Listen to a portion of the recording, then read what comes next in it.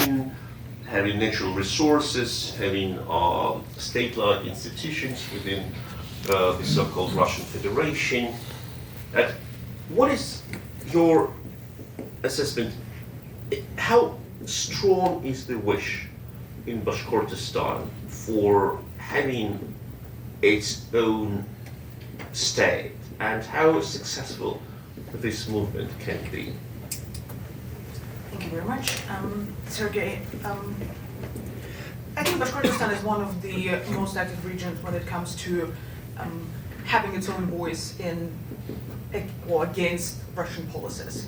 I think one of the most well-known examples is protests in Bashkortostan that initially erupted based on environmental concerns that Bashkir people had, and later turned into a small-scale politically motivated protest in Bashkortostan, which led to Russia imprisoning some of the most active political activists in the region and curbing further people's freedoms and people's rights to protest in the region.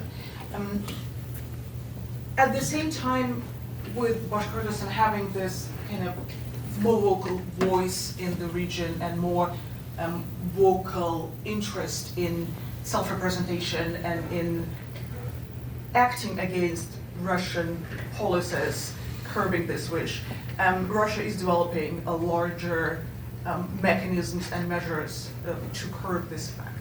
And I think there is this dynamic between a deep historical understanding of the independency of this region that unfortunately is covered by hundreds of years of Russian oppression and Russian colonialist practices that are removing this understanding of Bashkir people as an independent nation. And my hopes that national minorities, regional minorities in Russia can become the drive of the Russian disruption and decolonization process, but it should be noted that the social network, the connections between, not only between the Bashkir people, but also between national minorities across Russia is so disrupted and so weak that it's quite a difficult process to kind of remember, to have this muscle memory of how to behave against the imperial country. That is absolutely, it's an amazing perspective. I thank you so much for bringing that perspective into discussion. Because I remember that in the 18th century, Bashkir uprisings was something what the Russian Empire used to deal with on a regular basis, like each 5 years or each 7 years. They send an army to Orenburg, and if you remember, like Russian writer and poet Pushkin, who is not only an essay without like any irony, great Russian poet and a Russian imperialist, great Russian imperialist.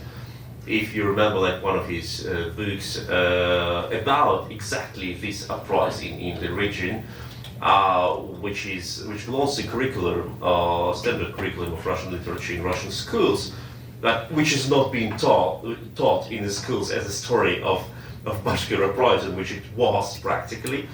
And it led to a situation when, in the end of 18th century, Bashkirs were banned from obtaining a job of a blacksmith.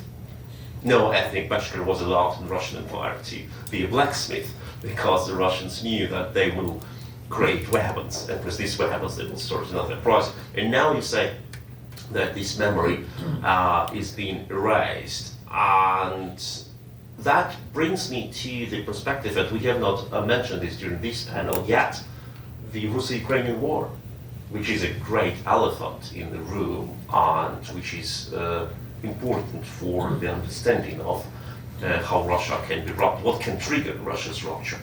And Bashkirs are along with other ethnic minorities, colonized nations, one of the sources for manpower for Russia's army when Russia sacrifices these people on the battlefield.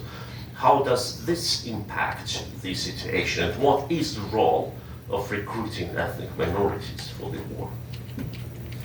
Well, ethnic minorities are playing an important role in the Russian invasion of Ukraine, and the Russian full-scale invasion of Ukraine. There are multiple research studies, multiple evidence of targeted mobilization of ethnic minorities by the Russian authorities, by the Russian military authorities, to be sent to Ukraine. And I want to underline the kind of the great thinking of the Russian authorities when it comes to manipulating ethnic minorities living in Russia, because it's not just a bland attempt to erase ethnic minorities in Russia by, for instance, sending them to the battlefield. It's a very thin and comprehensive understanding of how you can play on the feelings of ethnic minorities. And there are two.